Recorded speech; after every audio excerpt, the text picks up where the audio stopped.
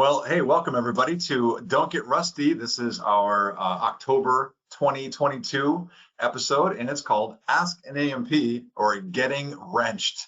Hopefully, it'll be the positive of those two. So we're going to go ahead and get started here. Thank you all for being here. And we just want to mention right off the bat that thanks to our good sponsors, Jeppesen, ForeFlight, and Boeing. We appreciate their support, and make sure you check out their stuff. They got good stuff. All right, couple housekeeping things. If you are using, I'll look at the left-hand side first here, the right-hand side. If you're using a computer, you want to make sure that you're going to look on this side over here. And if you have any questions, you'll see this little icon right here that's got the question mark with the little bubble. You want to tap on that, type your question, but the big part is make sure that after you type your question that you click send down here. That's going to be important so that we see it. And then if you're using a tablet to watch today, then the difference will be on your GoToWebinar software is you'll see the question mark here. Same thing, you'll tap on that, type your question, and make sure you click send. Otherwise, we won't see the question. So we'll be glad to take those. All right, my name is Chris Moser. I'm AOPA Senior Director of Flight Training Education. I work with CFIs and flight schools and various other things, and I am an instructor. And not to mention some other things there too. So glad to be here with you. And I want to pass it over here to Dan Justman, who's sitting in today for Pablo, who unfortunately wasn't able to make it. So Dan, tell us a little bit about yourself. Hey everybody, happy to be on my second time on Don't Get Rusty. Excited to be here. Thanks for the opportunity. I know I am no Pablo, but I will certainly do my best to keep the questions coming in and keep the conversations going. So I've been with AOPA since 2014. With various groups, and happy to be part of the You Can Fly group now and having a great time with these fellas on board today. So happy to be here. Thanks for the opportunity. Right. Thanks for being here, Dan. And of course, Dan is our boss, so we have to be extra good today because, or at least on good behavior. All right. We also have behind the scenes, as always, Stephen Schroeder. Say hello, Stephen. Hello, Stephen. It's to Stephen, of course. Won't reveal his face until we have 1 million subs. But Stephen, you want to tell us a little bit about yourself? Sure. I'm a coordinator here in the Flight Training Initiative. Work with Chris and Pablo and Dan, and basically try to keep track of things and keep all the loose ends from getting too out of hand from week to week. So it's a good time. And like, for example, when you email us at ftinitiative@aopa.org, that is who typically you are going to speak with, is Stephen. And for the For the extra special introduction, our special guest today, our resident AMP, we want to introduce Jamie Beckett. Jamie, welcome, and tell us a little bit about yourself. Thank you so much. Like Dan, I've been with AOPA since 2014, been here 8 years. I've always been in the You Can Fly initiative section. I'm the East Coast ambassador for You Can Fly, and I am a CFI and an AMP, and just, you know, I'm like the aeronautical equivalent of a ski bum. I just got into aviation, and anything I can do to find a way to make $1 and have a laugh, I'm staying. Awesome. And we appreciate you being here, Jamie. And a couple of quick reminders. Yes, you will get Wings credit if you are on this webinar live only. It's got to be live. So if you're watching this later after it's been recorded and posted, no, you won't get Wings credit for that. But if you are attending here live, you will get Wings credit. The only thing, actually, you really don't need to do anything as long as you register with the email that you use for your FAAsafety.gov login. So as long as you've done that, you're good to go. Stephen will take care of it. If for some reason you didn't register with the email that you used for Wings, then just let Stephen know. You can either hit him up in the chat or in the questions thing or whatever, or if not that, you can also just email us at ftinitiative@aopa.org. But otherwise, you're good to go. No worries on Wings credit. Yes, also, as I mentioned, this will be recorded. So we are recording the episode as we're doing it here, and it will get posted to AOPA's YouTube channel. Actually, the name has changed, right, Stephen? It's not AOPA Live anymore. It's now called AOPA Video, I believe, or can you remember that? I'm looking, hold on. It's okay, not a big deal. It's on AOPA's YouTube channel. AOPA Pilot Video. Yes. So AOPA pilot video, you can check it out there. It'll be up there, and well, probably today's Thursday, so probably early next week, if not late Friday. So just give us a couple of days to get that posted, to get it processed and posted. Okay, let's get to the content. Actually, oh, I'm sorry, I forgot our trivia. This was a good one. So Stephen, you want to mention this one at all? Because you were the one that picked this one out. first successful use of a parachute? Yeah, there was a lot more story behind this, but I guess in 1922, they were looking at testing parachutes, things like that. They had the more restrictive harness ones, and Army was testing this and came up with ones where the pilot could actually bail out of an aircraft and be able to control their descent. And this gentleman, Lieutenant H.R. Harris, had an engine failure. I think it was engine failure. Testing the ailerons in his combat practice. And he was forced to jump from the plane and actually was able to do it, deploy the chute, and survive the descent. So it was Pretty the first instance of an emergency use of the new system they had developed. So actually like an operational first use, get out, and he was able to survive with the parachute. Very cool. All right, so a little tidbit there for you. And I'll tell you what we'll do. Let's go ahead and get started with our topic with our poll. So we could go ahead and roll the poll. You'll see here that the question is, in studies, we're talking about maintenance today, AMP type stuff. In studies, which of these common causes accounts for the highest percent of maintenance issues? Which of these causes accounts for the highest percent of maintenance issues? Is it 1, inattention or damage to the aircraft? Is it 2, installation error? 3, poor inspection standards? Or 4, fouled shenanigans differentials? So what do you guys think while we're waiting? We're just going to see if we can get about 80% participation. It'll be great. So we'll give folks a time to answer that one. So I feel like whichever way this goes, Chris, it's not going to reflect well on me. As an AMP or just as being the aviation ski bum, as you mentioned. Since I'm representing the breed, I think it's gonna make me look bad. I'm a little afraid now.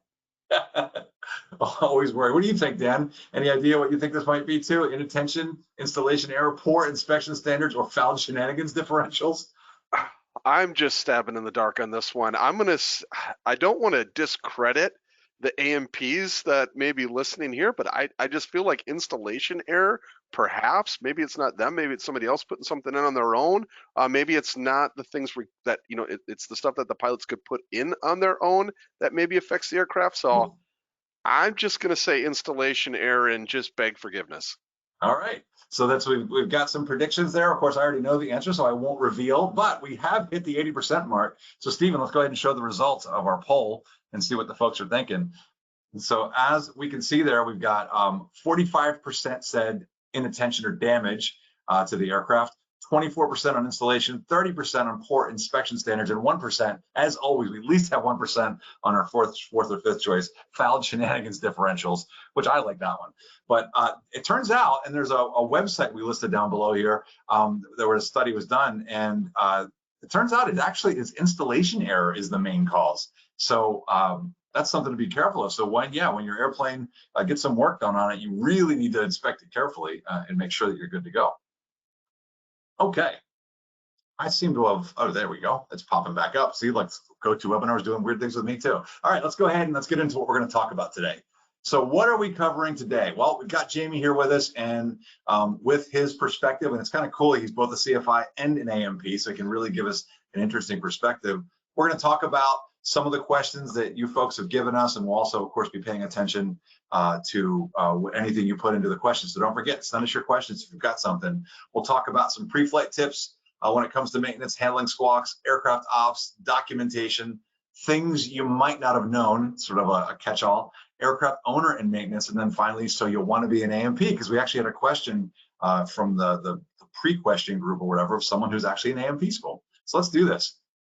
So Jamie, we're talking about pre-flight tips from an AMP, and we were brainstorming some of the common things.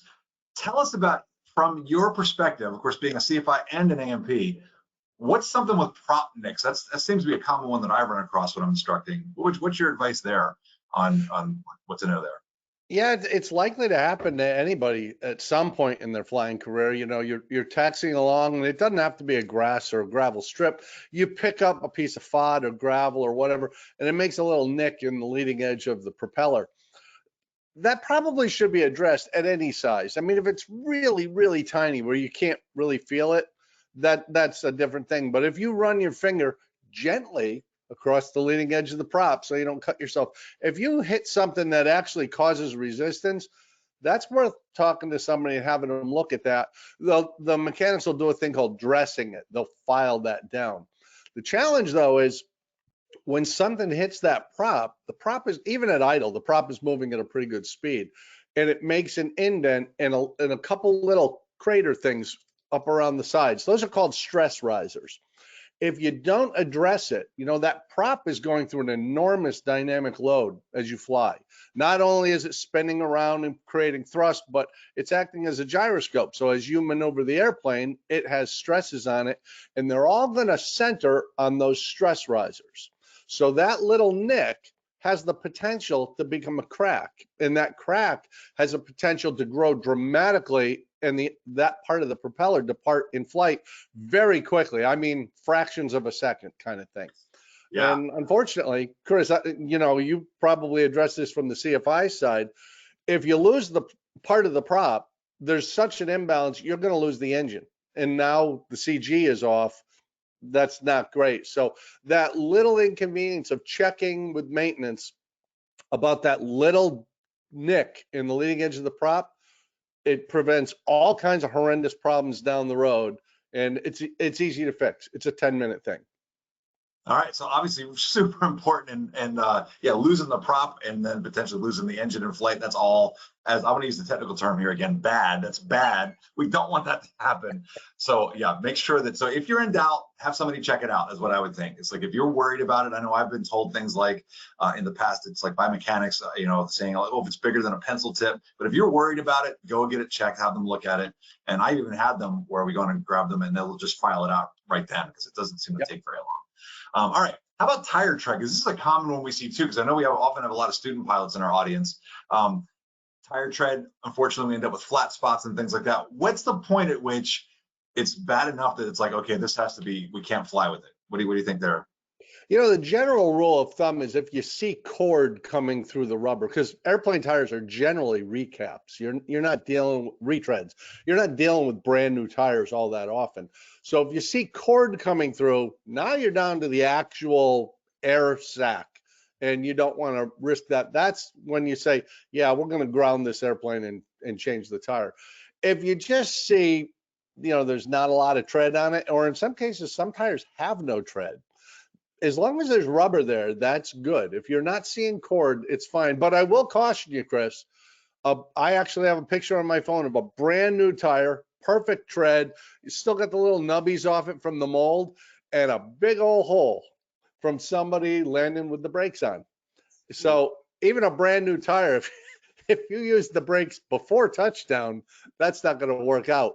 But whether you're landing on grass or pavement, as long as you don't see cord, you're generally pretty good.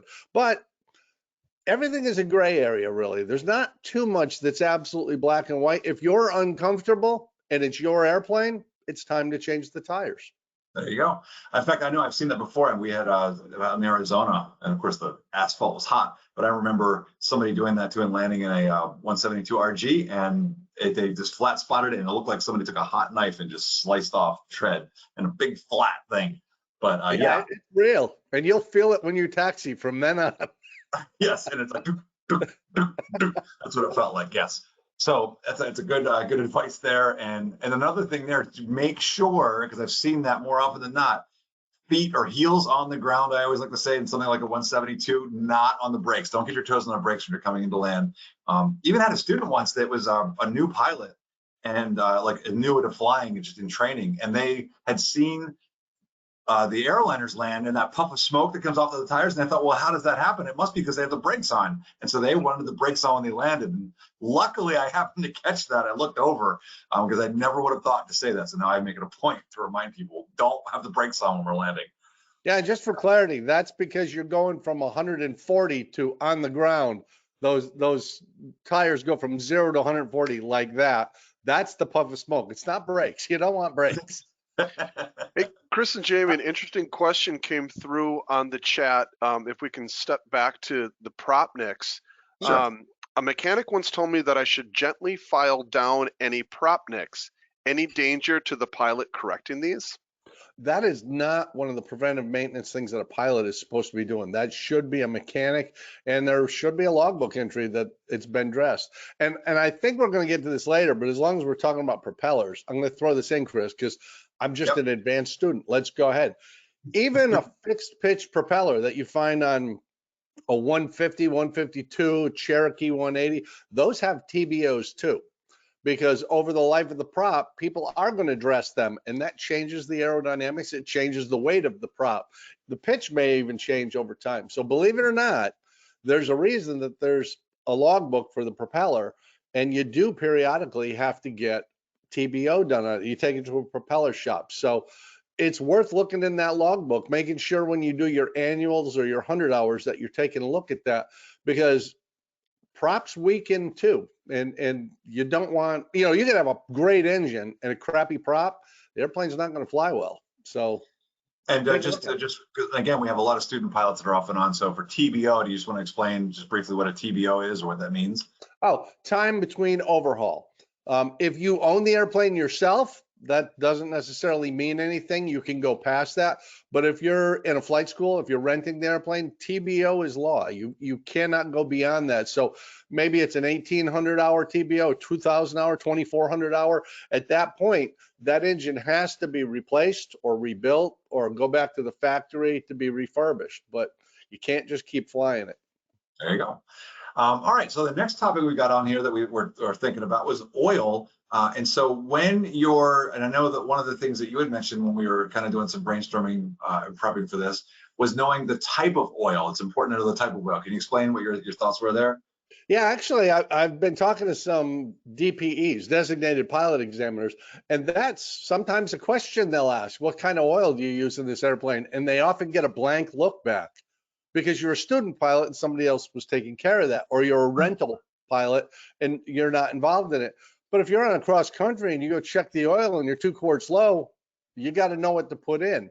In general terms, right after we do that TBO, when we rebuild an engine, we run on straight mineral oil after that. And it's people differ. Maybe it's 10 hours, maybe it's 25 hours, but it allows all the metal parts good lubrication, and they seat. And they sit in place so the rings aren't chattering around, they stay in place.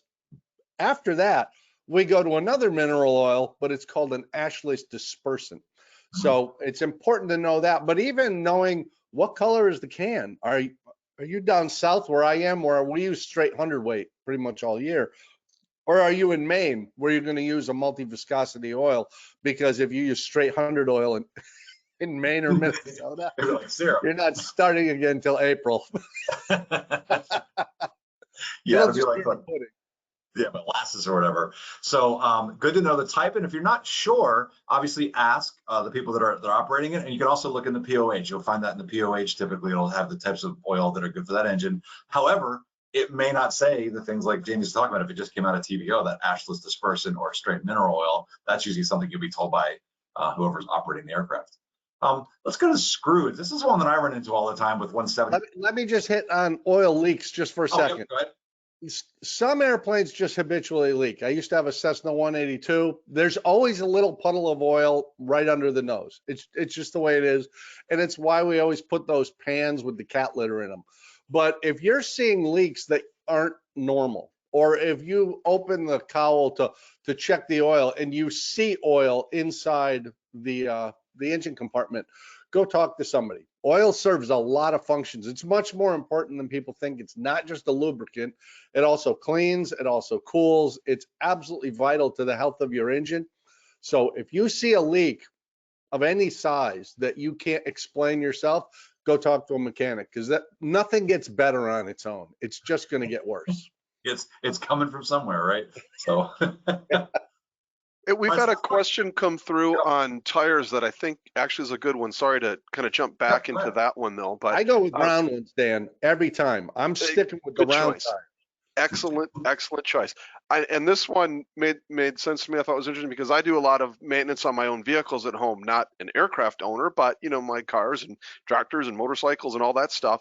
And the question is related to tire wear and how tire wear on one side is happening more than on the other. And And the question is it recommended to take the tires and turn them around, rotate them periodically so they wear evenly? I guess you could do this, one, moving the wheels themselves on sides, but also two, maybe turning the tire around on the wheel as well if it's wearing on the inside and the outside. What are your thoughts on that, Jamie?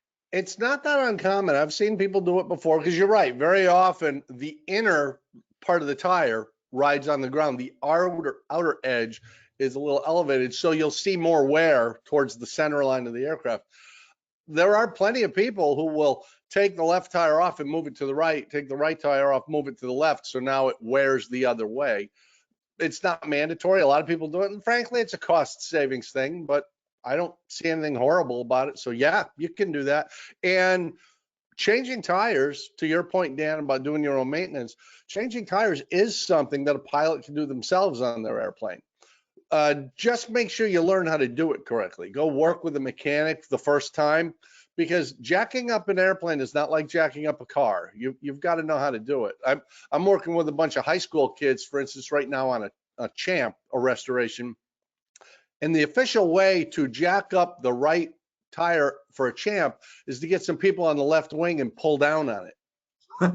That's the method. It works. Yeah. But every airplane, it may have an attachment for a jack. It may have a spot that you can put a jack. The other thing to watch is those are split rims like truck tires.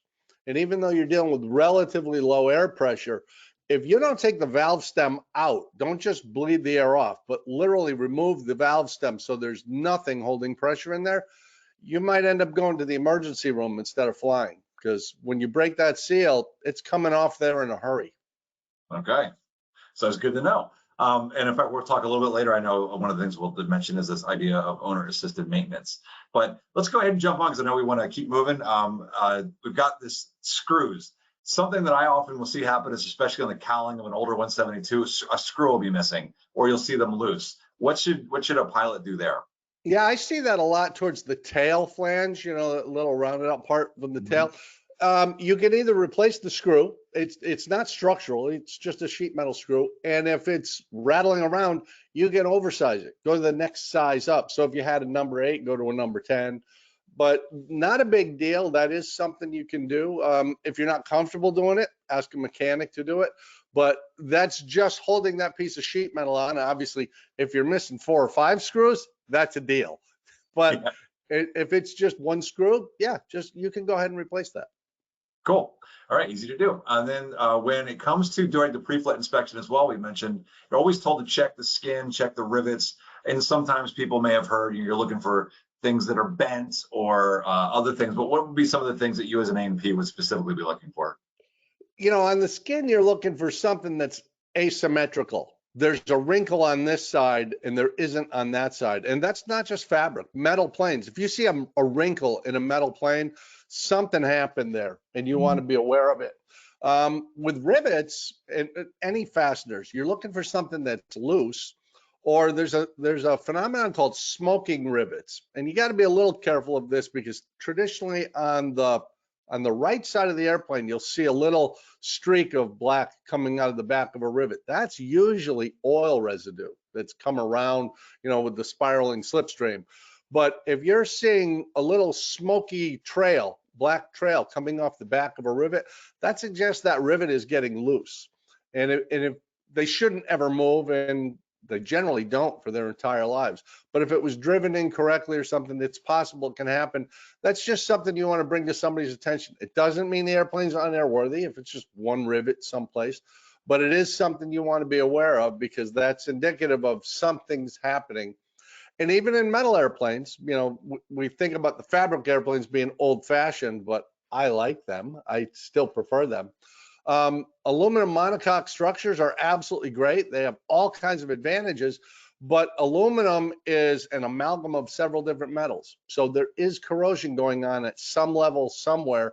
And, as we get into a fleet of airplane that's 40, 50, 60 years old, it's important you know where that corrosion is. And sometimes a loose or smoking fastener is the thing that tells you it's happening. Cool. Hey, Jimmy, question for the skin of the aircraft while we're on that. is there a recommended or best method for removing small dents on the wing leading edge? Oh, interesting question. We're going to get dents on the leading edge over time because birds, variety of stuff, FOD, things like that. It really depends on the size of the dent and where it is. Now, on the trailing edge where you have control surfaces, if you've got a dented or damaged aileron, rudder, elevator, those are primary control surfaces. The airplane is not airworthy. You can't fly it. You got to get those fixed. Leading edge, it's more of a judgment call. And I mean, this is kind of goes back to Chris. We were talking about the nicks in the prop. How big a dent are we talking about and where is it? If it's right over one of the nose ribs, the thing that gives the leading edge shape, you definitely want to have that looked at because that carries into the spar and you don't know how much damage got done there. I would be very reticent to suggest an owner fix a leading edge dent themselves. I would at least want to have somebody look at it and evaluate, has this cracked the leading edge metal? Worst case, you know, for instance, Cessnas, you'll notice there is a line of rivets right across the top and the bottom of the leading edge. It's kind of crafty, but they know it's going to be damaged. So it is possible to replace an entire leading edge. It's not a first step. And if it's a small dent, it might be no big deal, but don't use Bondo. I know you did that on your Rambler, but don't use Bondo. Fair enough. So let's go ahead and again, we want to keep moving. So we got a number of other things we want to talk about, but let's see if we can combine a couple of these. I know safety wire is one of those things where it's twisted onto various parts to keep them from coming off. And I know that when we were discussing this, that was a big thing for you, was like check the safety wire. So you want to give us a quick rundown of that? Yeah, you want to make sure everything is safetied. And the example I'll talk about is I fly a 152, the greatest airplane ever developed. There's no doubt about it. I'll fight anybody. The 152, especially if it's yellow and black. Those are just the best 152s. But underneath the horizontal, there's a couple cables that come out of the fuselage and there's turnbuckles there. Those control the rudder. If those aren't safetied, if there's not a wire running through those, tying the two ends together so that the turnbuckle is just superfluous, you don't want to fly it. You want to get that checked because that turnbuckle can loosen up over time and let go. So any place you see two cables connecting, or if you see a bolt in with a nut and there's no cotter pin or safety wire on there, find out why. Because everything on an airplane should either be a self-locking nut, safety wire, or a cotter pin. Everything. Right. We don't want anything coming loose ever. We don't like losing parts. We'll skip over the nose wheel strut for right now because I know we didn't have anything super specific about that other than just checking it for proper inflation. But you had two really good tips about the wing struts and pushing on the tail that I know you wanted to share. You want to go ahead and combine those and just tell us about when moving the airplane around? Yeah, whether that you're a mechanic or a pilot, it's really common for people to move the airplane around by grabbing the strut. I'm thinking Cessnas and stuff, grabbing the strut, or any airplane, pushing down on the tail to get the nose wheel up so they can pivot it around. If you're going to push on the strut, try and push at the bottom or the top, not the middle. That's where there's the most flex. And you don't want to be flexing it. It wasn't designed to take that. It was supposed to be in tension along a specific line. Same thing pushing down on the tail. Be very careful with that because you can induce stress cracks, which you won't see for a long, long time until it fails. It could be years. So get the tow bar and turn the wheel and move it around. Don't take the shortcut. Pushing down on the tail is really not a great way to go. That's good to know. Good tips. All right, let's go ahead and we're going to jump to our next topic, which was handling squawks. This is so common, I would say, when it comes to, especially in training and we're learning how, and even after training, you wonder, is this something that's worth squawking? And when I squawk, you often hear from the mechanics too, what makes a good squawk? Like if I'm going to squawk something, what do I need to put in it to make a good one? So give us your perspective on that, because this is something I know is super common. You know, there's a great document going around on social media about squawks and maintenance responses. And one of the ones that always sticks with me, something like right main gear almost needs replacement. And the mechanic writes, right main gear almost replaced. Be specific, you know, tell somebody what it is, because you know, there's the famous one where somebody says the friction lock is so tight it keeps the throttle from moving. Yeah, that's what it's supposed to do. That's okay if you don't understand something, but if you've got a problem where your oil pressure gauge is going right to the red line Well, write that on startup, oil pressure goes to the red line and stays there. Now the mechanic has something specific to work with. Or, the radio isn't working right and it's not doing the numbers to the right of the decimal. I'm not allowed to get, all right, just write something specific so the mechanic's not guessing, what did you mean? Or the dispatch desk that's handing it off. It's not helpful if somebody writes something, this isn't working right. Okay, give me an idea what that is. So yeah, that's all it is. Just be specific. Kind of to Dan's point, you go into the garage, say, my car's going, I don't know what that is. I mean, when you're idling, when you're driving, when you're parked and you hear it out in the driveway. Same exactly. thing. So try to be specific. If you're experiencing it during a climb or whatever, just say, this is what's happening. If you can remember any details, do that. If somebody's with you, I've even had people, they'll take videos of what's happening so they can show them, like, look, this is what we're seeing, right? That's one of the great things we've got now. You can pull out your phone. You just pull out your phone and shoot a video of the panel or whatever's happening. And this is even true. Let's say you've got an airplane you've been flying for quite some time, maybe years. You've been renting or you own it. And all of a sudden you fly and there's a vibration you've never noticed before. Perfect. What was the throttle setting? Were you climbing or were you cruising? When you reduced power, did it change the scenario at all?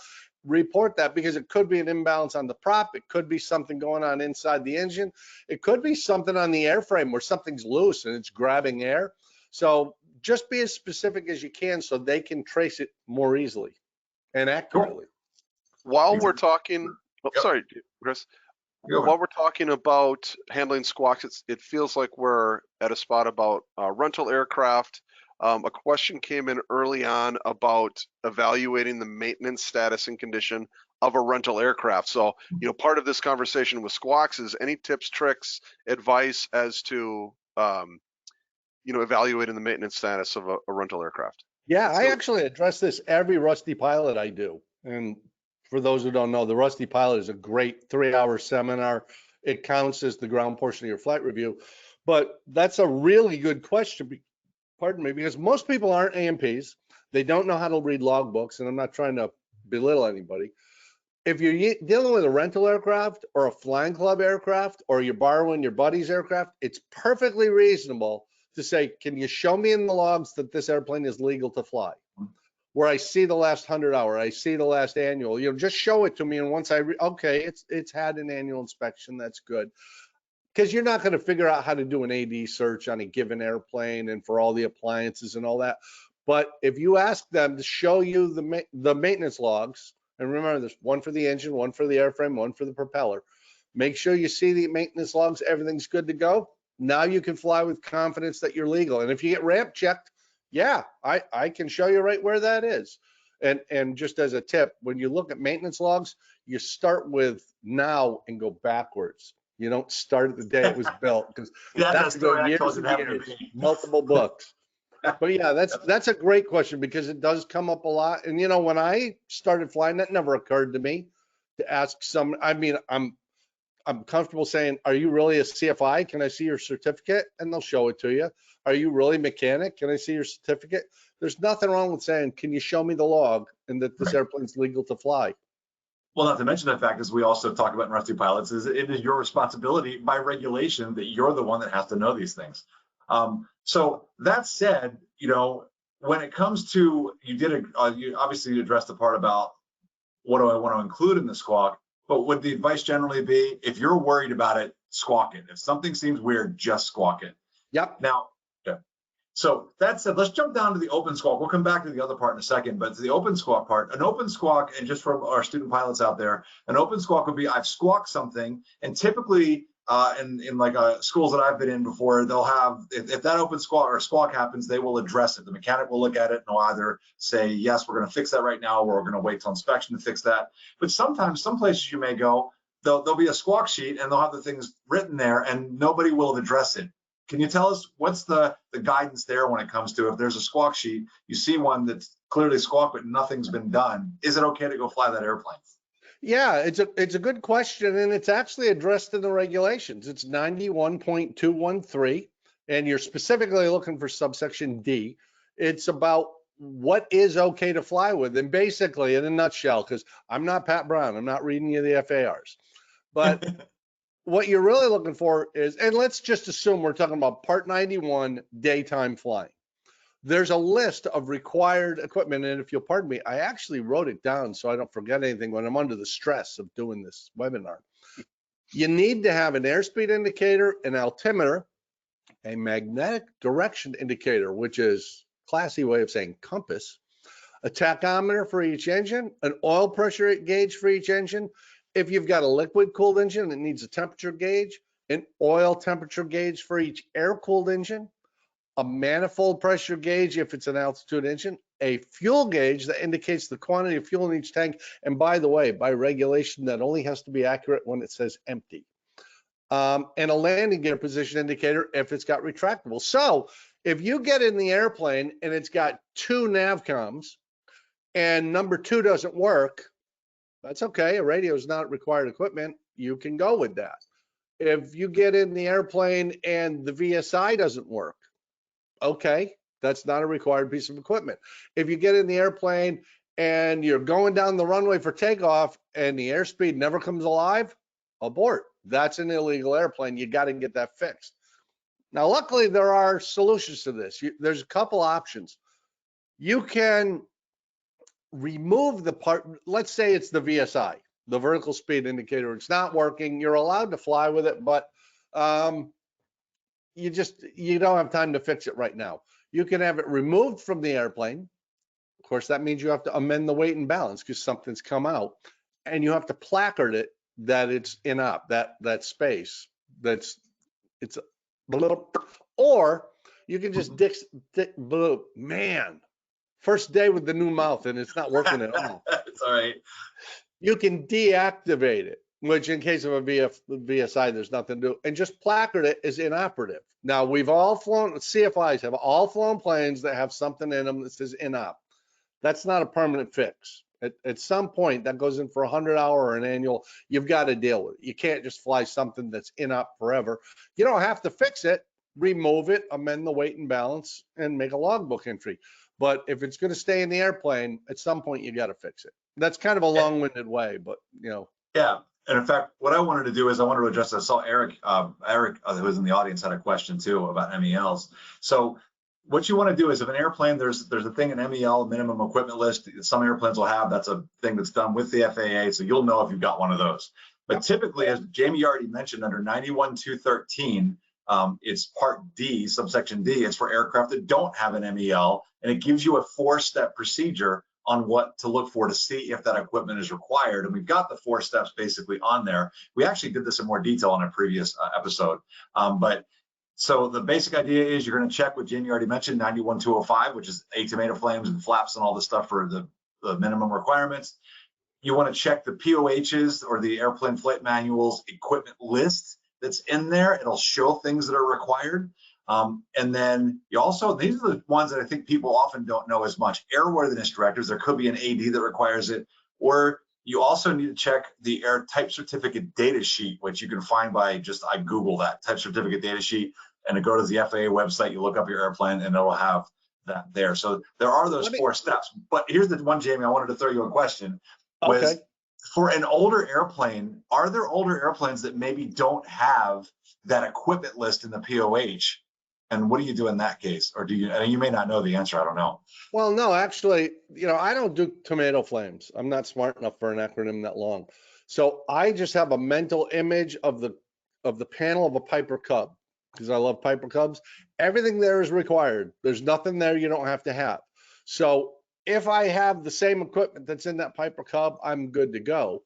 If I don't, then I don't. And you know, some of it's logical. If the oil pressure gauge or the oil temperature gauge is not working, that's a no-go.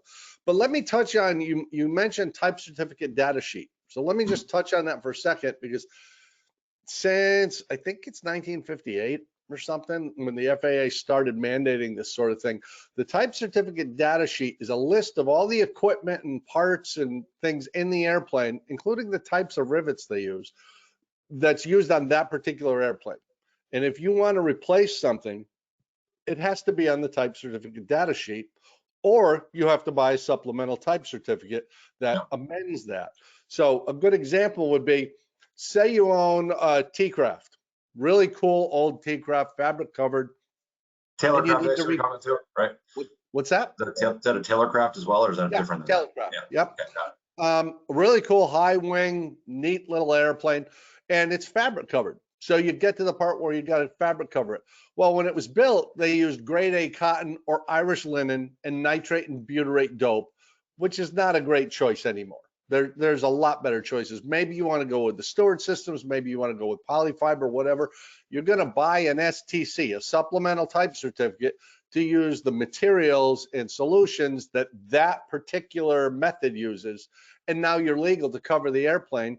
And it's better than it was when it was new.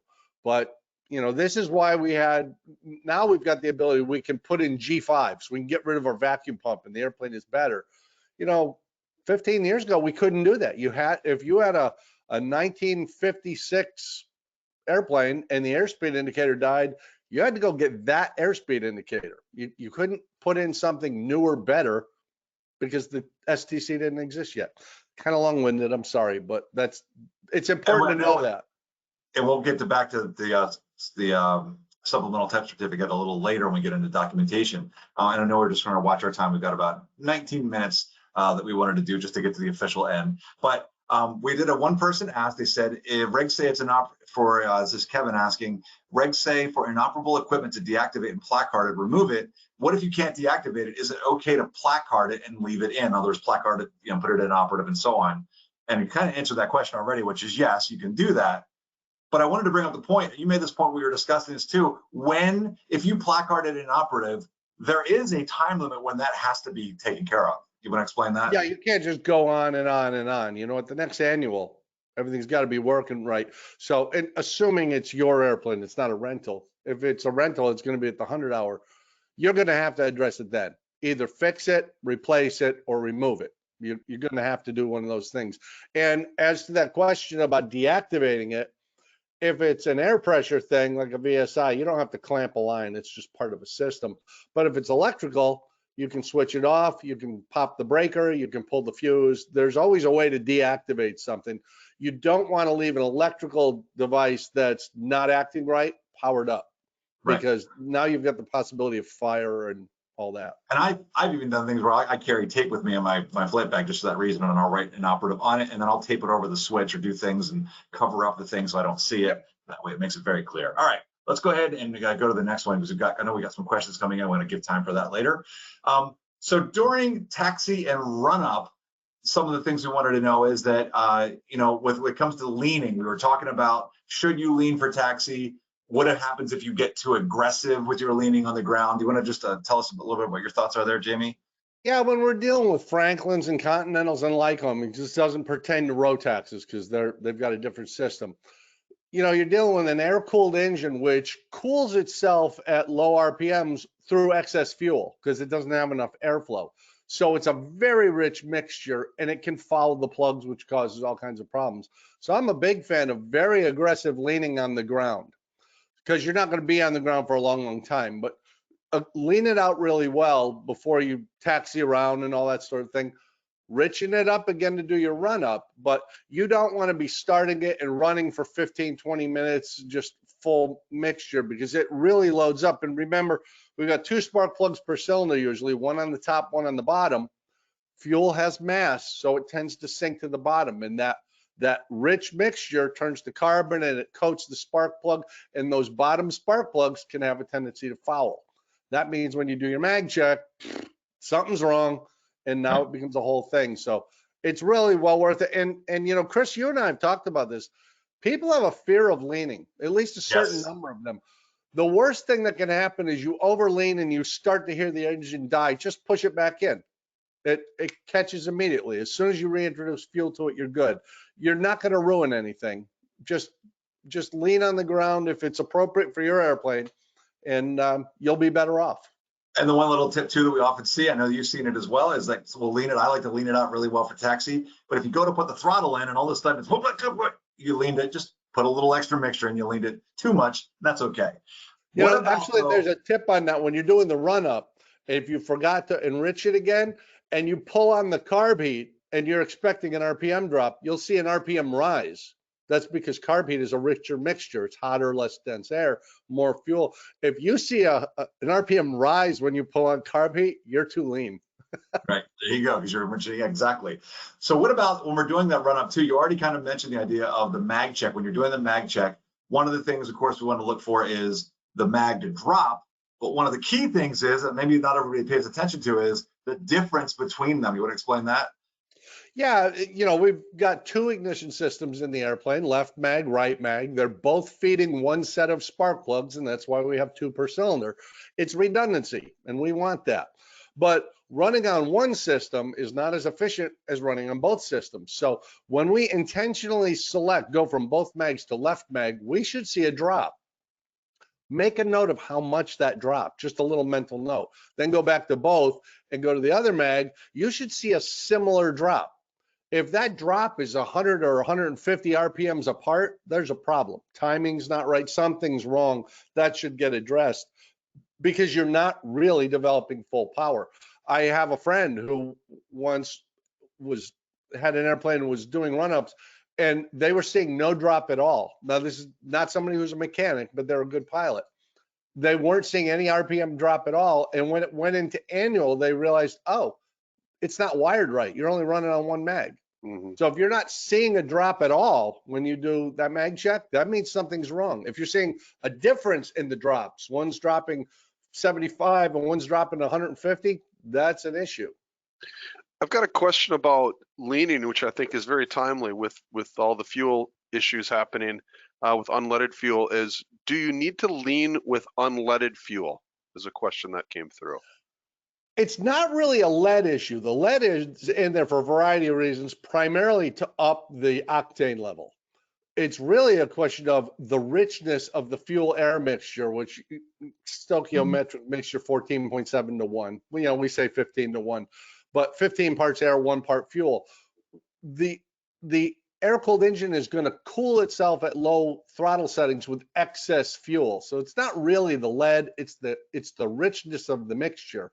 So yeah, even with unleaded fuel, and I assume you're dealing with an STC, not a Rotax. Rotaxes use unleaded fuel and they don't really have leaning. But yeah, I'd still lean. What about, are there any situations where you wouldn't recommend leaning on the ground, like on a very hot day? What's best practice there? Well, I live at sea level, basically. Well, I'm in the high point in Florida. I'm way up there at 148 feet. It's all the way up there. Sometimes I need oxygen. But, you know, we're just full rich all the time until we get up above 2,500 feet or so in a cruise. If I was out in Arizona, another big flight training place, or Colorado, I'd want to be leaned pretty aggressively on the ground and take off with a lean mixture. Because if I go with that full rich mixture at a high density altitude, I'm robbing myself of all kinds of power. Chris actually has more direct information on that than I do, because he used to fly in Arizona. Oh yeah, we would always lean for taxi, and then when we would get to the run-up area, we would go full power and lean it till we got max RPM and just leave it, because that's where you had your best power for takeoff.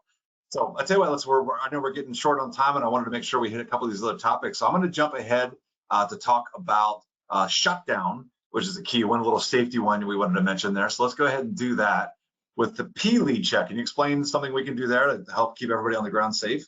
Yeah, this is actually a big one, and I know a lot of people don't do. Don't do this at high RPM. You want to do this when you're back at the tie down section and you're ready to shut it down. Bring yourself down to idle, 1,000 RPMs or so, and turn the key all the way off. Don't pull out the mixture. Just turn the key all the way off and listen for the engine to start to die, and then go right back to both. That's verifying that your P lead is grounding out the mags, that when you turn the key off, the mags really are off. If it just keeps running fine, which is a possibility, that means your P lead off the mags has broken or come off, and you have a hot prop all the time. That's a big deal, because, and there are videos online about this, you can see it.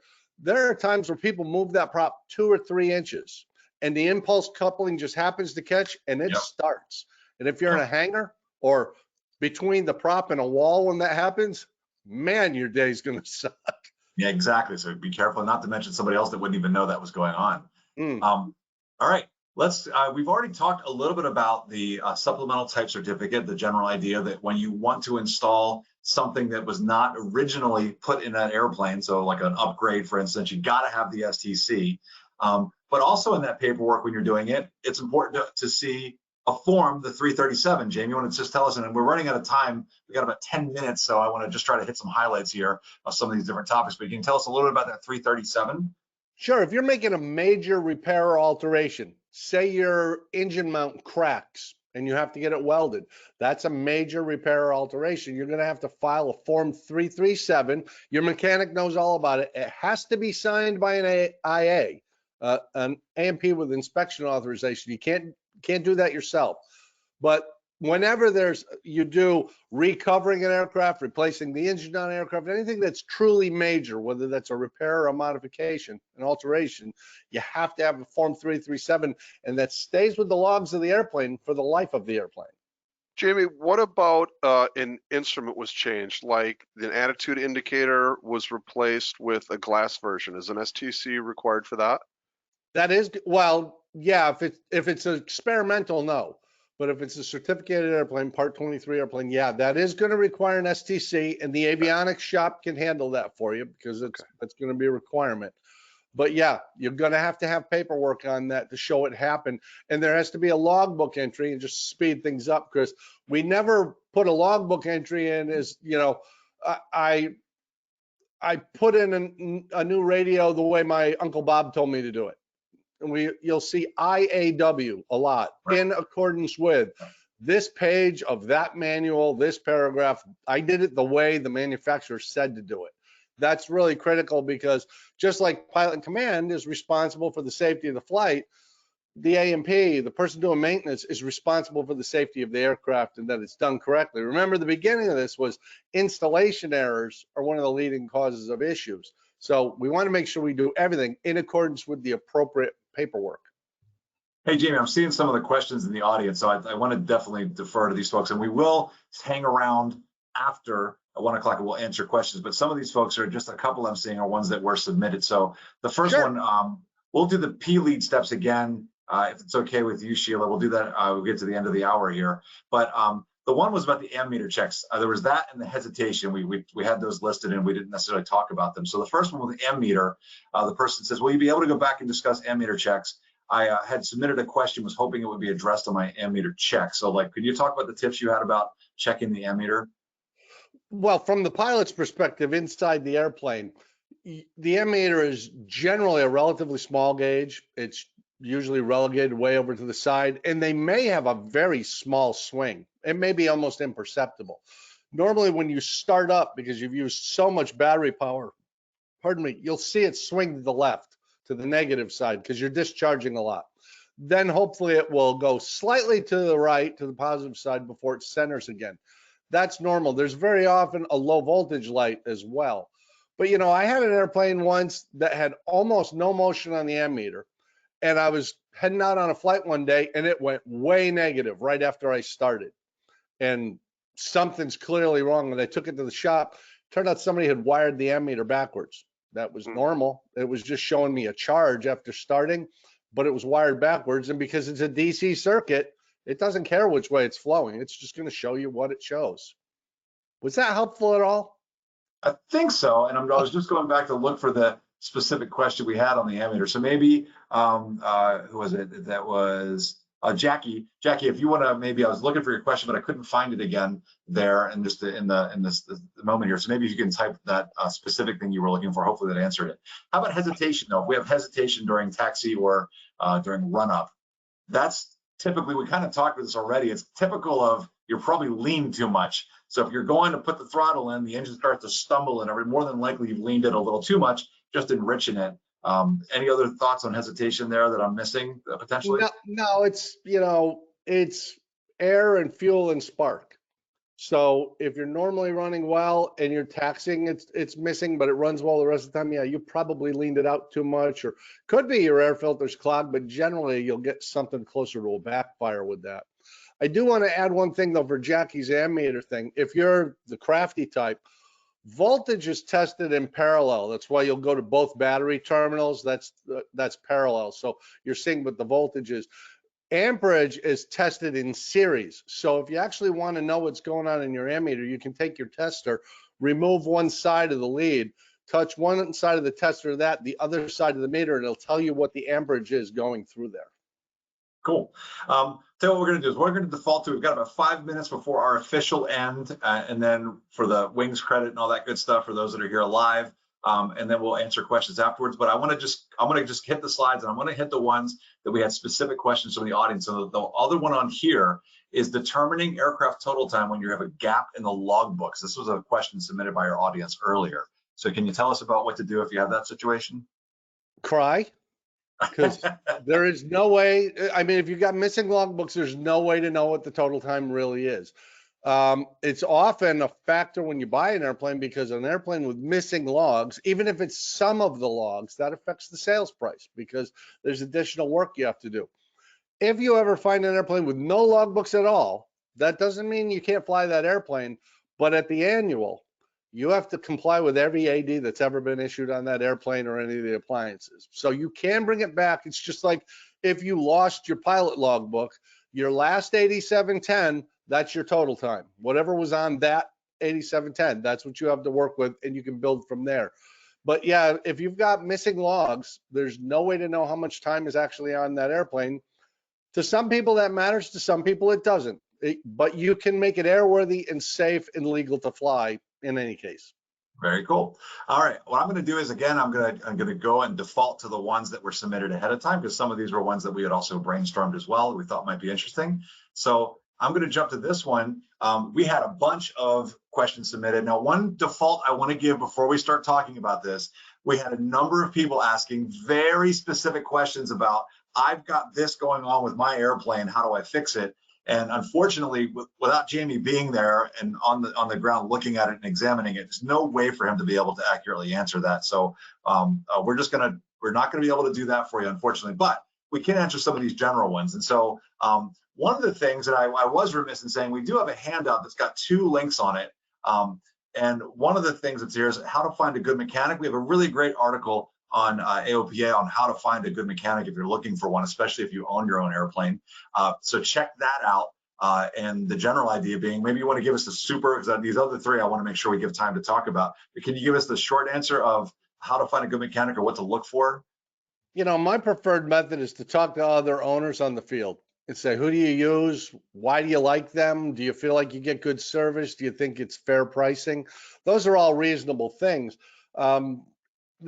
It's also a subjective thing. What one person thinks is a great mechanic, somebody else might think isn't.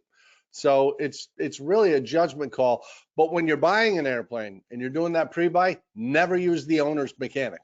They have a vested interest. They have a preconceived notion.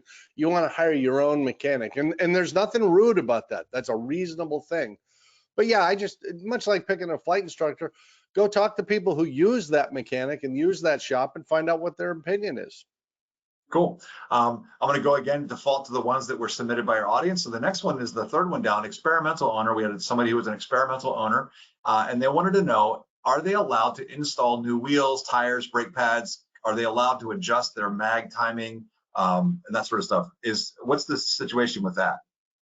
Well, some of those things like tires, that's even in Part 43. That's what owners are allowed to do. But with an experimental, it's a little different. There's repairman certificates for experimental aircraft, and there's different levels. If you built the airplane, you can get a repairman certificate to work on that airplane. And you can do everything on that airplane. The engine work, the airframe work, anything you want on that particular airplane. Or you can go through a training course, which I believe is about 120 hours to get a repairman certificate for inspection and maintenance. If you want to get the, for repair and maintenance. If you want to get the inspection one, there's another course on top of that. That allows you to work on the same category of experimental. So like experimental aircraft, experimental gliders or rotorcraft, whatever. But yeah, you can do it, and it's not nearly as time consuming as getting an A&P. For some people, it's a great way to get into doing aviation maintenance because it's a lower threshold, because you're limited to one specific aircraft or one category of aircraft, you can absolutely do it. Yeah, just follow the rules. And by the way, that's 65.104 and 65.107. That'll tell you the specifics on how to go about it. And those are advisory circulars or regs, the 65? No, that's regulations. It's part 65, 104, and part 65, 107. Okay, 104 and 107 are part 65. All right. So Jackie was back. She did clarify the electrical thing that she was having. And it kind of fits in with this Laszlo report because somebody else had asked about troubleshooting grounding gremlins. So let's go to Jackie really quick. She said her ammeter question is that the needle is rotating between negative and positive, sometimes staying negative until she cycles the ammeter switch on the master. So the ammeter side of the switch there, I guess the alternator switch maybe. Sometimes this fixes the problem, sometimes not. So I'm not sure if that's something that you can answer specifically here without seeing the airplane, but any ideas for? Yeah, it depends. Are we talking about an older airplane with a generator or a newer airplane with an alternator? Because a generator does discharge at low RPMs, an alternator doesn't. An alternator charges all the time. The main difference is a generator is a DC device, an alternator is an AC device that rectifies the power into DC so that you can use it. There's a bunch of different options, but if it's happening and then you reset it and it fixes itself, that suggests there's something going on. You know, maybe the diodes inside the alternator are going bad. Maybe there is a bad ground or a loose connection. Remember, anything electrical, anything electronic, the enemy is heat and vibration, and we have that in spades in the engine compartment. So yeah, I would have that checked out for sure. Okay, so it gives mechanic to look at that one. And then I know we are over time, so by our official time. So I'll tell you what, let's maybe talk briefly about this if you have any ideas for it, because this was a submitted one as well, grounding gremlins and troubleshooting. Then we'll give the official end, and then we'll continue with just answering questions that we've got. So any ideas on how to troubleshoot grounding gremlins? Yeah, that's a common one actually, because say you're dealing with old steel tube and fabric aircraft. Are you grounded to the steel tube, or are you to some sheet metal thing that's not actually structural? Or are you grounded to the engine block, or just, you know, the baffling around it? There's a difference. Are you going to get a good solid ground or not? With aluminum monocoque aircraft or composite aircraft, even more challenging, aluminum has a lot of corrosion potential for it. And you'll see that in your car. The negative terminal is very often, the positive terminal is very often caked in some blue powdery stuff. That can affect the connectability of it. So you do want to go around and check that your connections, your ground connections are tight and they're free of corrosion. On a composite aircraft, there's got to be something built into the structure that gives you a good ground, because it's electric. It has to be a circuit. So that ground has to be connected to everything, and it's got to be solid and clean. Okay, hopefully that helps. What I'm going to do is I'm going to jump. We're going to officially close. We're not going to actually close it. We're going to stick around and answer questions and try to hit that last topic. We're going to talk about, especially we had somebody that was in AMP school, so we want to answer that one. And I know Dan's been getting some questions ready for us too, but William's got that question he's asked twice. So William, don't worry, we'll get back to you about the materials that are allowed to be used. I've got that highlighted for myself here. So let's go ahead. I'm going to jump ahead really quick just to we're going to officially end it for those who want wings credit. By the way, for wings credit, you don't need to do anything. For wings credit, all you have to have done is registered with the email that you use with your FAAsafety.gov account. If you've done that, you're set. Stephen will handle on the back end. He'll gather all those. If for some reason you registered not with that email, then let us know, whether put it in the chat or in the questions, or send us an email at ftinitiative@aopa.org. That's FT Foxtrot Tango Initiative at aopa.org. But you can get, this is a separate thing. This is not wings credit, but this is for the AOPA app and pilot passport. It's for fun. It lets you check in. So there's your code, YCFWeb 102, or actually it's 10/20/22, so it's just the date, October 20th, 22. So YCFWeb 10/20/22. I will leave that up here in just a moment. I just want to give a quick preview to what's coming up next. Next month, November 17, 2022, noon to 1 Eastern, we're going to do a thing we're going to call this one Exit Strategies. We're going to have some folks on. They're going to talk to you about flying outside the U.S. We thought for sort of the holiday season, some folks might take a trip to Canada or the Bahamas or something like that. So that's what we're going to talk about. We'll get into some of the details about how you can do that. All right. So that's coming up. Here is that code again, really quick, YCF Web 10 2022. Maybe Stephen, would you maybe throw that in the chat for me or the questions? You got it. Yep. Awesome, thank you. And then I want to go back and we want to finish this last one because I wanted to talk about this one because we had somebody who submitted a question that was going to AMP school and they said, what are some tips? Give me some tips. And so these are some of the things that Jamie, when I asked him about this, we were prepping ahead of time. This is what you came up with. So you want to tell us a little bit about it, Jamie? Yeah, I work with a lot of high school kids, and we've got a couple high school flying clubs down here, and some of those kids are interested in becoming mechanics more than pilots. You know, interestingly enough, the AMP certificate has a higher educational requirement than a pilot certificate. It requires quite a bit of experience and testing to get it, but it's the only FAA certificate you can get through work experience. So for instance, if you were to buy a kit aircraft, or if you were to get a job pushing a broom at the local shop and started pitching in with oil changes and things like that, you can actually log the work you're doing and be overseen by an AMP, somebody who can say, yep, you're doing that correctly, you're using the right references. You can use that to build time to get your AMP, and it's not uncommon. There's actually there's a flight school near me where there's a 19-year-old kid who just did that. That's how he got his. I think AMP school can be boiled down essentially to one sentence: follow the instructions. That's it. Everything is written down. Everything is written down, with the exception of when you get into antique aircraft. You know, if you're rebuilding a Curtiss Jenny, you're going to have to go to a different book called an AC 4313 1B. That's a great book. It should be in every mechanic's toolbox. You should have one at home for reference. It's an advisory circular, but it's a big, thick book, and it tells you everything about what's acceptable to not approved, what's acceptable to the FAA. If you have to stitch a seat, bend a piece of plexi for a windshield, put fabric on an aircraft, what kind of stitching should you be used? How do you safety a turnbuckle or a propeller? All of it's in that book. That book's really great because instead of talking about generic stuff, it's talking specifically about this is how you do this correctly. Cool, and that fact, that link to that advisory circular 43-13 is in the handout. That was the other one I had. So I had two things on there. One was how to find a good mechanic, and the second one was the link to that advisory circular. And in fact, and the full name, just so you know, is AC for Advisory Circular 4313 1B change 1. Rolls right off the tongue. Yes, it does. It's amazing you remember that. So William had a question for us, and he asked this earlier. It was back when you were talking about using materials on aircraft, and I believe it was you mentioned on, I think it was on the Taylorcraft, you said it could either have one of two types of fabric covering.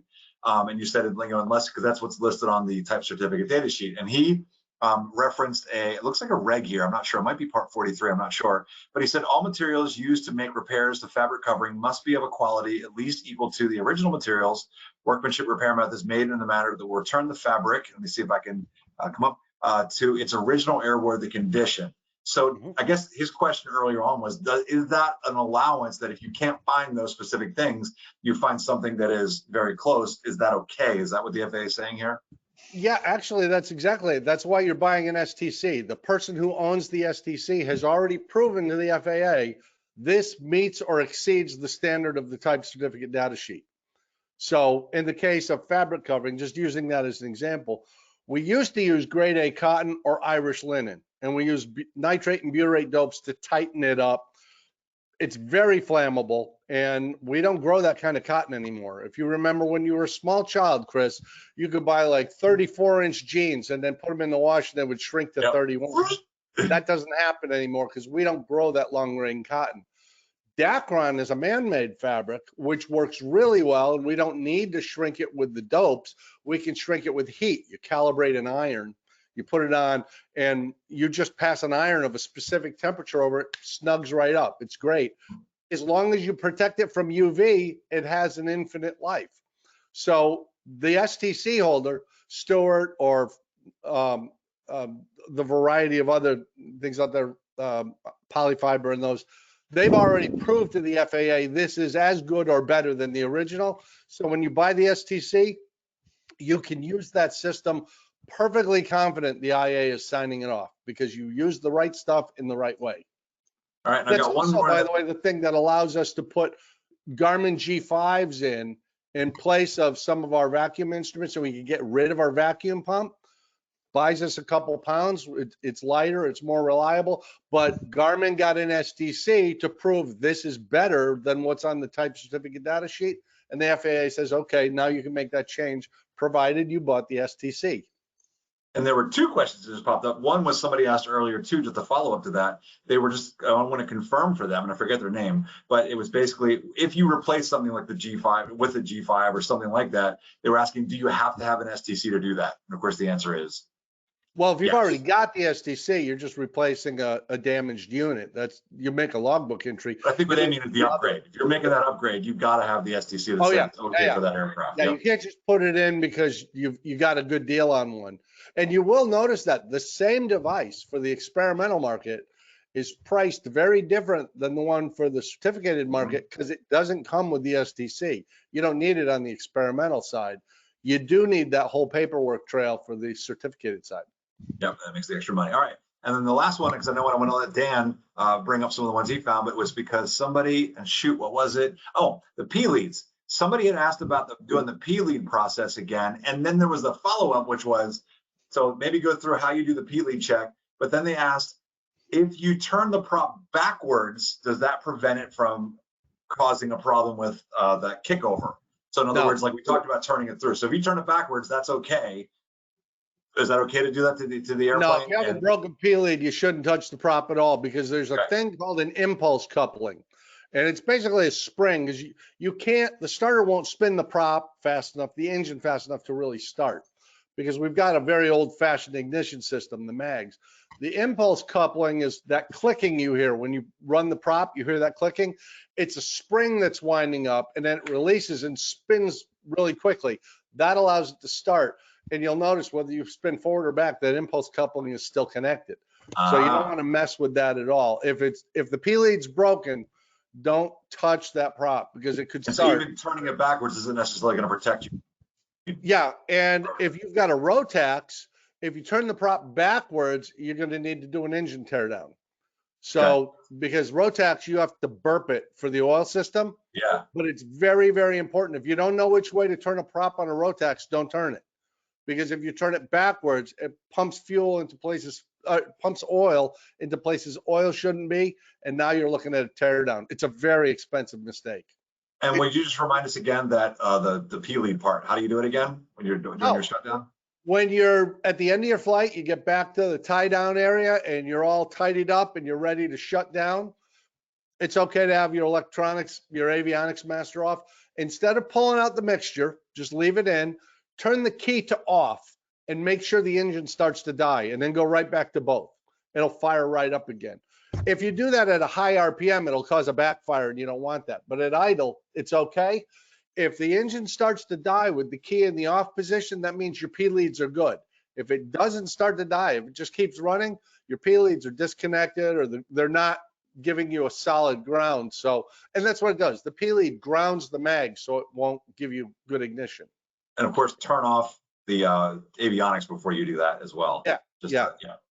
Okay. Jamie, while we're on the propeller piece, this was a best practices question about if you've got the aircraft hooked up to the tow bar, you're pushing around. You know, we talked about it's not necessarily best practice to push on the wing strut or the tail of the aircraft to reposition. But what about on the prop near the center of the hub? Is that considered an okay best practice to help push? That's kind of a highly debated thing. I do push and pull near the hub on a prop. There are people who say it's an absolute no-no. I've always done it and I've never had a problem with it. Perfectly, you know, if you have strong feelings one way or the other, I won't argue with you. I will say though, never walk away from an airplane with the tow bar still attached. I don't care if you got to reattach it 15 times, always take it off. There are so many cases of people who end up with a prop strike on a tow bar, and now you got a $25,000, $35,000 repair bill just because you forgot to take that off. And there was literally just a story that came out today with that in it. So go ahead. Sorry, Dan. Oh, that's okay. And we were talking about, you know, pre-flight, post-flight, that type of thing. Question about the engine oil cap. should that be loosened to release condensation post-flight? Is that a best practice? Nope. You want to tighten that just finger tight. Some people really sock it down. There's no need, because that filler neck is actually just a fairly short thing that's safety wired into a hole. So when you crank it down, you're stressing that safety wire. So you don't want to do that. What's getting rid of the water in your oil is that you let it run long enough that the oil temperature comes up. Every once in a while, you'll have somebody who's got a hanger queen. It's been there for 15 years. And oh, my buddy comes out and starts it every month. That's worse, because it's not getting hot. And every time the engine cools, condensation forms on the interior parts and it sinks to the bottom and it mixes with the oil. As long as you run the engine long enough to heat that oil up, it boils that water off. And when you go shut it down again, you get a very minute amount of water in the oil again. That's okay. But opening that up is not helping in any way. Okay, we were talking about swapping out like owner maintenance and swapping out instrumentation. A specific question came up about, can an airplane owner change an oil pressure gauge himself? Does that fall under typical owner op maintenance? I've never come across that, but I'd say no. Okay. I mean, if it's an experimental airplane, maybe, especially if you built it and you've got the repairman certificate. But if it's a Cessna, a Beechcraft, a Piper, and you're just an owner, I would say no. That's not preventative maintenance. That's something's going wrong and you have to fix it. And for those that want to reference on that, that was one we didn't think about to put in the handout ahead of time, but it's under Part 43, Appendix A. And under Part 43, Appendix A, it's subparagraph, my goodness, C, and it has a list of all the preventive maintenance things you are allowed to do. The other place that I would turn you towards as well, you can do a Google search on Part 43, Appendix A for preventive maintenance. And if you do a Google search for AOPA preventive maintenance, we've got some articles online about it as well. You can check into that. By the way, Dan, I'll add one addendum to that. An owner can do anything they want if they have an A&P or an IA overseeing them who will sign off the paperwork. So just like work experience to get your A&P, that's legal and that's okay. You just can't do it on your own. There's an awful lot, even doing an annual inspection. It requires an IA to sign it off, but you can do an owner-assisted annual inspection, learn a lot about your airplane, learn a lot about maintenance, save a considerable amount of money, and you know, it's a way to go. Jamie, for those that are interested in that 120-hour owner repair course that you had mentioned, is that just for experimental aircraft or is that for certificated aircraft as well? It's experimental light sport aircraft. Okay, very good. Thank you. Cool. All right. There were some other questions. We've got about 13 minutes. By the way, we love our audience. You guys have so many questions. It's so hard to keep up because you ask so much great stuff. So we're going to do the best we can. So go ahead, Dan, hit us with another one. Yeah, this was an early one that came through that I thought was really interesting. It was about 1980 Turbo 210 that apparently eats alternators. And they're typically getting about 200 hours out of an alternator. Any ideas to improve alternator time in service? That's awfully short. There's got to be an issue there. And as I mentioned before, anything electric, you know, an alternator is a tough thing because it's a mechanical device that produces electricity. So it's got all the challenges of a mechanical device plus all the challenges of an electrical device. Heat and vibration are the enemy. So without looking in the engine compartment and finding out, are the brackets tight, is the belt on, or is it direct drive or whatever, I honestly don't know. I've never worked on that airplane. But there's not a plausible reason you should only be getting 200 hours out of an alternator. Something's wrong. Somebody should take a look at that. And if you've had a mechanic look at it and they're like, I don't know, take it to another one. I mean, you don't have to keep going to the same guy who can't fix it. Jamie, when you're checking the mag drops in your pre-flight and you notice a discrepancy, is there a procedure to try to clear that? There's maybe some different ways to do that. It's not taught the same everywhere. What's your recommendation for that on how to maybe try to, I guess, is it called burning off? Yeah, your flight school may have a prohibition against that, and there are limits to it, but very often what you're seeing is a lower spark plug is fouled. So what you can do, and Chris and I were talking about this earlier, aggressively lean it. So you're at the run-up area. You lean the aircraft out and bring the throttle up to, say, 2,000 RPMs and let it run for a full minute, maybe 2 minutes. Then bring it back to idle, enrich the mixture, go to 1,700 RPMs or whatever's appropriate for your airplane, and do the mag check again. If it cleared, that was just a fouled plug. If it doesn't clear, that's something more significant and it's worth getting looked at. Awesome. Question about tires. They appear to be in good shape. No visible cord, cracks, things like that, but they're old. Is there a rule of thumb for changing tires or maybe replacing that if the tires have been old, even if they've been in, you know, a climate controlled hangar or in good shape, if they appear okay? Is there an expiration date on tires? Yeah, actually there is kind of. I mean, and it's not just the tire, it's the tube inside the tire as well. They're both made out of rubber and they both react badly to oil or UV light. You want to look for cracking along the sidewall.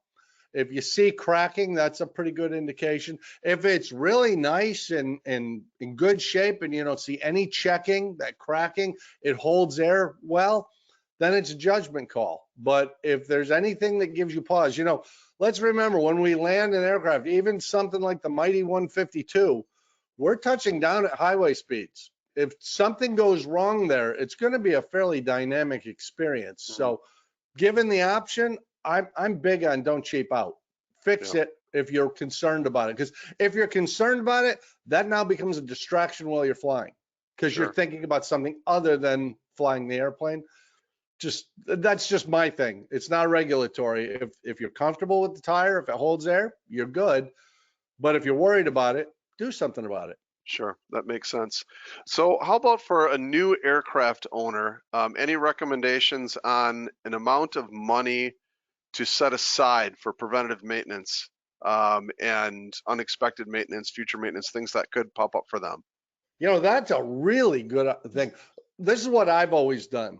If I've got an airplane that burns 9 gallons an hour, I assume 10. If gas is selling for $4.50 a gallon, I assume $5. And then I build in a certain amount of money for maintenance, a certain amount of money towards my engine overhaul, maybe $5 an hour towards avionics upgrades. And I figured, for example, I used to own a 1963 150. And it was just $20 an hour for maintenance, $20 an hour towards overhaul, $3 an hour towards avionics. And I put that away every time I fly the airplane. I'm building up a reserve. So when something happens, I have some money there. Life is good. The stressful thing is if you've saved nothing and all of a sudden, oh, I need a new propeller. Well, that's a few $1,000s. Or even, you know, the alternator thing. Everything comes in aeronautical monetary units. There's, you know, I had one of the kids come up to me at the high school the other day and say, you're not going to like this. What? He says, well, we need this part and it's $237. I'm like, dude, that's nothing in airplane money. Sure. But yeah, I mean, that's a good idea to figure out an amount of money per hour and put it in an account. And at the end of the year, when you get your annual, if you found that was insufficient, increase that amount. If you found out it was excessive, decrease that amount. But just keep doing it year after year and you'll come out okay most of the time. That makes sense. Should an aircraft have a test flight after an inspection? And if so, how long should that be? It doesn't have to be a real long flight, but in my mind, it should have an inspection flight and the mechanic who did the inspection should be on board. You do want them to have some buy-in. Now, not everybody does this, but I do think it's worthwhile. And, you know, the fact that your aircraft has just come out of annual or that it's had some major repair doesn't mean somebody didn't forget something. There's plenty of accidents in the annals of aviation where somebody forgot to rivet that piece on, or they forgot to replace that thing, or they rerouted the oil cooler so they're venting oil overboard instead of venting air. So yeah, it's absolutely worth doing a run-up, a really good run-up, and doing at least one trip around the patch with the mechanic to see, do I have vibration? Is anything weird? Am I seeing what I want to see? Cool. Great questions. Yeah, early on, we actually had a bit of advice come through that I thought made really good sense, and it was when we're talking about squawks, when recording squawks, do each item individually, whereas if they're grouped into one squawk, there's several issues, one of the problems could be addressed and the other overlooked, and then that squawk is written up, addressed, and closed out without all the issues being there. So I thought that was a neat piece of advice. Oh, yeah. Definitely write up those issues issue individually. should be an independent issue. Don't bundle them. It's Right. not like insurance. No bundling. No bundling. No, don't do it with flow. All right. I think that was a pretty good sampling of the questions that we had out there, Chris.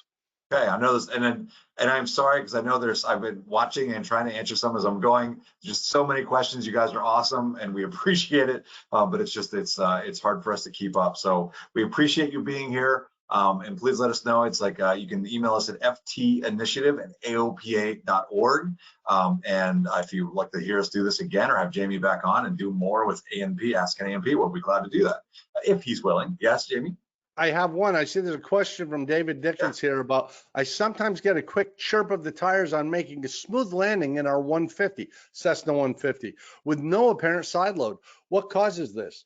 That is dry pavement and dry tires, and the tires are going from 0 to 70 knots like that. That's all that chirp is. It means you did a really good job. Exactly. Nice landing. That's what I call that one. Mhm. Yeah, good one. All right. So Jim squeak.